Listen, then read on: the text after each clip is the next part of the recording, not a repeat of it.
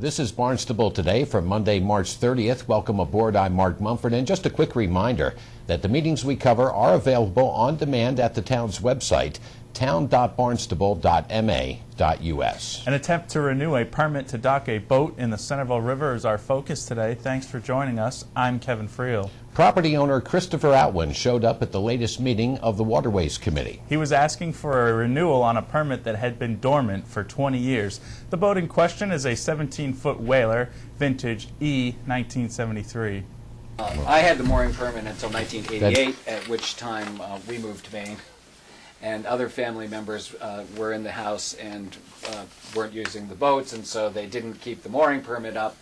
And so we're back now, and so I contacted Mr. Gibbs, and he explained to me what the situation is relative to regulation, and that he could not renew our permit, my now long past permit, and because it had been such a long time, and therefore the one recourse was to present our situation to the committee and see if, as long-standing residents and having had a mooring there for decades, if that might be something that would be consistent with the regulations, or something that the committee would consider doing. Once more, in my view, there's adequate space for us to be able to moor the boat just shortly off of our land in between the existing moorings, without either creating too much congestion or being anywhere near the channel, because we have just a shallow draft boat. So that's what we're hoping you'll consider. So. Waterways Committee Chair Jack Meade had this initial reaction to the request. I don't know that I need to necessarily, but that area, that whole Centerville River, is a designated mooring field, correct, Joe? I mean, yes, that whole area is a waitlisted area. All right, and it's a waitlisted area. One of the problems we have is it is a designated mooring area, and it is a waitlisted area. So I'm having a hard time, for myself anyway, figuring out how the regulations, I mean, the regulations are, in my opinion, based on what I'm hearing here, are pretty clear. So I'm having a hard time conceptualizing how we could possibly come up with an exception here. Based on that, it's been 88. I mean, that's 20 years since the last time a permit was pulled. Just from the history of the history of moorings in this town since '88 has been, I mean, it's a brave new world relative to moorings since '88. Since the advent of waiting lists. I mean, basically, when the days were that you could just, walk down, grab a mooring permit, and get to put it pretty much wherever you wanted to. You can't do that anymore. We haven't been able to do that for 15 years or so. In 20 in some places, 15 in just about every other place in town. As a consequence, we have, unfortunately, we have waiting lists. We closed waiting lists, and we have 1,500 people on waiting lists, or 1,600, and those are just the people that are on open waiting lists or closed ones. So and I think Centerville's. I think it's a closed waiting list. So. It's going to be very problematic, or it's problematic in my mind to figure out, to conceptualize. I'm having a hard time conceptualizing a way that would work here. Now, that's just my opinion. I leave it up to I ask the rest of the board to Are these, all those moorings that are in here, that's the extent of the moorings, right, Joe? The raft, the floats? Pretty much. There's a few more either way, yeah. The committee members continued the discussion, trying to find a win-win situation. However, the set of circumstances made that difficult. 20-year-old permit that's basically attempting to be renewed. It hasn't been renewed in 20 years. Next to a town landing. Okay, so that's, I mean, my problem here is how many similar cases could be brought probably in every venue in town, somebody's, we have lots of town landings, and we've got lots of folks who live near them who may or may not have, renewed their mooring.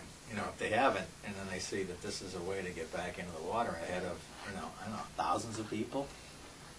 I'm having a hard. That's the part of it that I'm looking at, going, boy, I don't see it, and that's as much as I want to see it. Yeah. And I do, to be honest with you. I mean, I'm not. You know how we've acted. We've always tried to figure out a way to make it work. Right. I'm having a hard time initially. I mean, I'm willing to table this for a month if people want to think about how it would work. But if we're going to take a vote today, I got to tell you where I'm going, and I can't see it.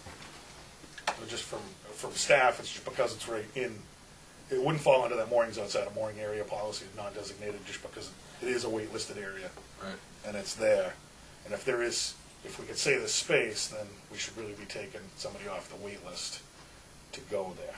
Mm-hmm. I know there's a lot of marsh that's right along there too, and conservation's always concerned if there's anything close to the marsh. There was a big issue somewhere along here, right next to the town landing, with old docks floating up. So they're always on us to keep track of like the floats. When the floats die, they seem to make it towards the town landing. Yeah, so I know that they want, conservation wants a buffer off of the. We've also maxed out the area with using the float system, keeping them from swinging by having a boat on either side. That kind of maxes that out, so you're not having a circumference for each mooring spinning into the tangent. So I know that would be inside of that, but it's a tight area. The question of renewing the permit was tabled for 1 month. Meanwhile, later in the meeting, Assistant Harbor Master Eric Schufelt was seeking feedback on a plan impacting the town's 4 marinas. Proposed to do, and generally what we do is run this through Waterways Committee, and then if Waterways Committee is good with it, then we go certainly to the town manager. Looking to have a lottery for each of the 4 marinas to add names to the current wait lists. The current wait lists now are all under 50 names. Barnstable Harbor has approximately 41. Prince Cove has 21. Bismore Park has 22, and Gateway Marina has 10 names. 10 names. So I'm looking to add 25 names to each, and doing it in a single lottery. Single lottery, as in we would run all 4 lotteries together, taking names together, but all of the applications would be kept separate. And it would run for approximately a month. I would start as soon as I get the town manager's approval after going through Waterways. As soon as we could start that, and I would hope to be able to start by April 1st, and then have the lottery approximately 1 month later. That would give plenty of time to advertise, get plenty of time for people to know about it. Would advertise it in the town bulletin, wherever else needs to be legal ads, and then go ahead and have that lottery approximately a month from now, end of April, giving me time to finish getting through the wait list that we have now, and then hopefully by that point, if we need more names to fill vacancies at the slips, to be able to do that from the new wait lists. The Waterways Committee gave their okay to the plan proposed by the Assistant Harbor Master. And if you would like to see more of the Waterways Committee meetings, they are available on demand at the town's website, town.barnstable.ma.us. As far as the town calendar is concerned, the Charter Commission gets back to it this evening in the Town Hall hearing room starting at 7 o'clock. Thanks for joining us today. I'm Kevin Friel. We'll meet you right back here tomorrow. I'm Mark Mumford.